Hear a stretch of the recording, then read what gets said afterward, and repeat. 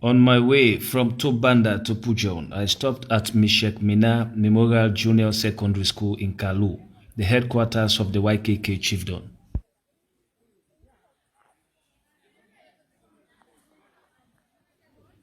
Madam Matilda Minah, the capable paramount chief, who also represents the paramount chiefs of Pujehun District in Sierra Leone's parliament, and late Francis Kpukumu, a teacher supervisor at the Ministry of Education in Pujehun, worked tirelessly for the school's establishment in 2011.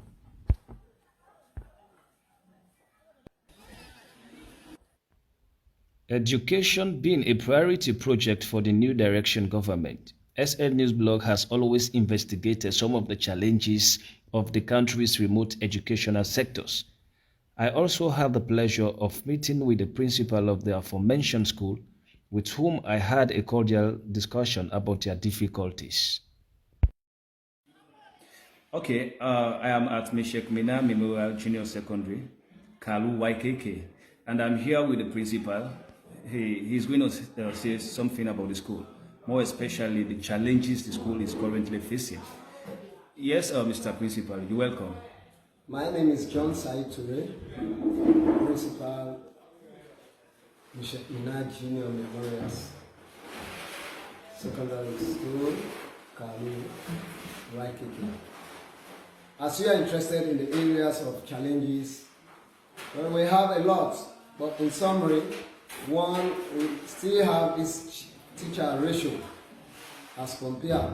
The school is populated with 104 pupils, and we only have 5 pin-coded teachers.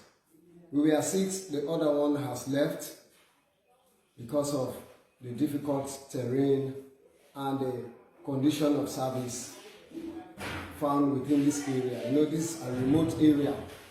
We are far removed from Pujehun, and we are by the riverian side where in education is not taken serious. That is one challenge. The other challenge, even the children, they are not accustomed to schooling. They will come as they like. In fact, as you can see, today we are supposed to have our minor cleaning. Because of that, most of them are not in school. So people's attendance is a very big challenge. Okay. In fact, on Friday, okay, let me come in. As a principal, what are the mechanisms you've put in place to make sure this disorderly behavior is mitigated? Thank you very much. I've called in several city meetings with the parents. As you know, the parents will always say, "Teacher, we rely on you to have some amount of control over the children." And that is quite right. Well, we are faced with external guidance. You see, sometimes, because for now, corporal punishment is forbidden. You see, and most of them have pleasures in giving them alternative punishments just to escape the class. And as a result, we have resolved that we have a mechanism wherein we will also delay their stay on in school as to compensate for the missing classes. And okay, even that, they find it difficult to listen to us. Okay, let's come to this. How many teachers do you teachers have here? For now, we have 6 teachers who are pin-coded. Okay. 1 has left. Okay. Now we have 3 volunteers, but as you know, we don't have control over them because the stipend they are getting is minimal as compared to what is coming in the school. You see, the last census, they took the school to be populated for 67 pupils, and that is the amount we are getting, which is 3,350,000, and it is okay, a minimal amount that cannot even run the school effectively. But we are using what we have until we get what we want as being promised by government for an increase in subvention. Okay, what are some of the performances of your students? Well, In looking public, at the in yes, public in exams. public exam, Yeah. especially Becker, we are trying. The very first year I came in 2018, we had no pass. Yeah, I came here 2018 in March. They had 4 subjects, but they could not fulfill the English or mathematics condition. But the following year, in 2019, we had 7 passes at public exam. Then last year, we had 22 passes. And one of our pupils here getting the best result under the affiliated school, because we've not been given the school YKK number. But thank God we've got it recently. About a week ago, we've got that. So by next year, the school is going to sit on its own and in its uniform. Okay. So meaning the center is going to be here? Oh, well, because of the population, we'll still be going to Pujehun, coupled with other schools. But only that will now sit under Misheck Minah. The results will now be prepared under Misheck Minah. Unlike previously, we used to sit under schools like St. Paul's. So all the performance will be reflected in St. Paul's rather than the school. But hopefully by next year, we will sit on our own. Then we'll start to say, Misheck Minah, our best grade is this. We enter So let's talk about facilities. What are some of the facilities currently present here for the teachers and the students? Well, we thank God, especially for the students, because we have these books sent in for the 4 core subjects.